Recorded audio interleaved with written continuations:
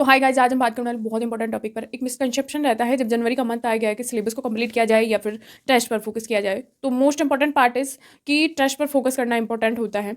ये हमारे वीडियो का मेन टॉपिक है, बट कैसे? तो my self Rashmi and I am first year BDS student at RUH dental college Jaipur. तो ये सवाल मेरे मन में भी आया करता था, तो इस वजह से मुझे लगा कि इस पर एक वीडियो होना ही चाहिए। सबसे पहली चीज़ आप ये समझिए कि सिलेबस को कंप्लीट करना जितना इंपॉर्टेंट है टेस्ट देना उससे ज़्यादा इंपॉर्टेंट है।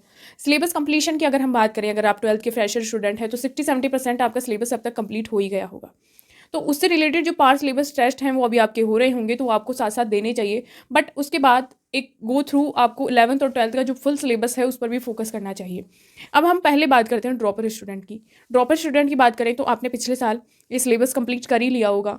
एक सुपरफिशियल तो हो ही जाता है कि अगर आपने प्रॉपरली तैयारी भी नहीं की होगी, प्रॉपर प्रिपरेशन भी आपकी नहीं होगी, बट फिर भी एक सुपरफिशियल जो आप टॉपिक से गो थ्रू हुए हुए होते हैं।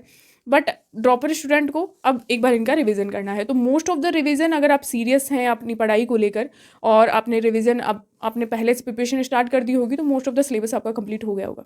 बट फिर भी अगर नहीं भी हुआ है तो एक तरीका होता है कि आपको टेस्ट देने चाहिए, और उन टेस्ट का एनालिसिस से इसको बोलते हैं रिग्रेसिव जो एनालिटिक्स होता है या रिग्रेसिव रिवीजन जो होता है वो यही होता है। इसमें हम जाते हैं पहले उन टॉपिक्स पर जो हमने पढ़े हुए होते हैं, और कुछ ऐसे टॉपिक्स, ऐसे क्वेश्चंस जिनका टॉपिक हमारा क्लियर नहीं है, जिनका सिलेबस हमने पूरी तरह से कवर अप नहीं किया हुआ होता है, बट फिर भी कुछ सुपरफिशियल चीज़ें जो हमने पहले पढ़ी हुई होती हैं वो हमें याद रहती हैं। तो हमें उनको एक बार क्वेश्चंस के थ्रू आगे जाके वापस से हमें टॉपिक्स पर देखना चाहिए। कौन से ऐसे टॉपिक्स हैं जो हमारे वीक रह जाते हैं, उन्हें वापस से NCERT में या फिर जो भी बुक आप रेफर कर रहे हैं, चाहे वो एलन का मॉडल हो गया, चाहे आकाश का मॉडल हो गया, चाहे PW के नोट्स हो गए, तो जो भी चीज़ें आप रेफर कर रहे हैं तो एक बार आपको वापस से उस पर जाना होता है। तो वो इसी तरह से होता है कि अगर हम टेस्ट देते हैं, प्रॉपर एनालिसिस करते हैं, अगर 60% सिलेबस आपने कवर अप किया हुआ है, 40% सिलेबस आपको नहीं आता है, नहीं इन द सेंस कि आपने पहले थोड़ा बहुत उसको पढ़ा हुआ है, बट अब आप उसको रिवाइज करना चाहते हैं, थोड़ा उसको देखना चाहते हैं, और हो सकता है कि कुछ ऐसी भी चीज़ें होती है कि हम रीड भी कर लेते हैं बट वो वीक रहती है, तो उन्हें रिवीजन करने के लिए हमें टेस्ट देना इंपॉर्टेंट होता है। तो आप एक चीज़ तो दिमाग से निकाल ही दीजिए कि आपका सिलेबस कंप्लीट हो जाएगा, उसके बाद आप टेस्ट देना स्टार्ट करेंगे।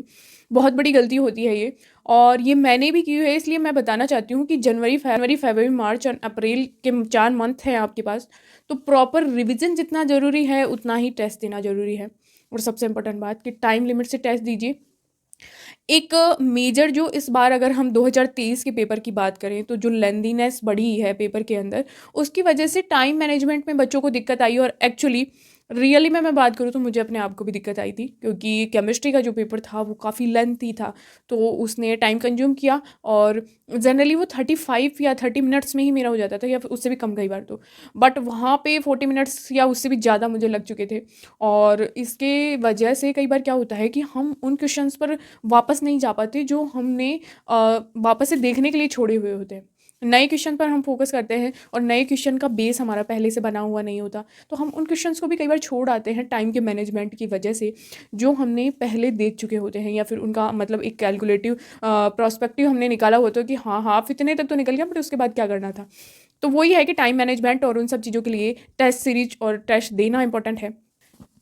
तो क्वेश्चंस की प्रैक्टिस के लिए 4 नीट नाम की एक टेस्ट सीरीज जो मैंने भी अपने जो क्वेश्चंस हैं मुझे लगा कि इंपॉर्टेंट है, वो मैंने उसमें इंक्लूड किए, और भी जो मेरे साथ के कॉलीग्स थे और भी उन लोगों ने भी उसमें इन अपने जो है राय दी, अपनी जो क्वेश्चंस हैं उनको इंक्लूड करवाया। बहुत सारे सर्चेज रीजन्स के क्वेश्चंस हैं, तो बहुत सारा ऐसा स्टफ है जो नीट 2023 के पैटर्न को भी फॉलो करता है। आगे जो चॉइस के लिए जो चीज़ें आने वाली है उन सब चीज़ों को भी हमने सोचा है कि फ्यूचर में क्या कुछ क्वेश्चंस बन सकते हैं, कैसी कैसी चीज़ें हो सकती हैं, तो ऐसे करके 10 पेपर्स हमने बनाए।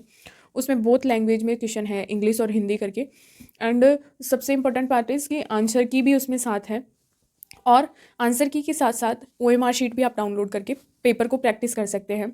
और उसमें हर पर्टिकुलर पेपर का एक डिफ़िकल्टी लेवल हमने दिया है कि ये इस पेपर का डिफ़िकल्टी लेवल है, उससे आप अपनी जो है एनालिटिक्स कर सकते हैं कि हाँ मेरा कैलिबर कितना है, या अभी मैं कहाँ पे लाई कर रहा हूँ, कौन सा ऐसा टॉपिक है जो मेरा छूटता जा रहा है।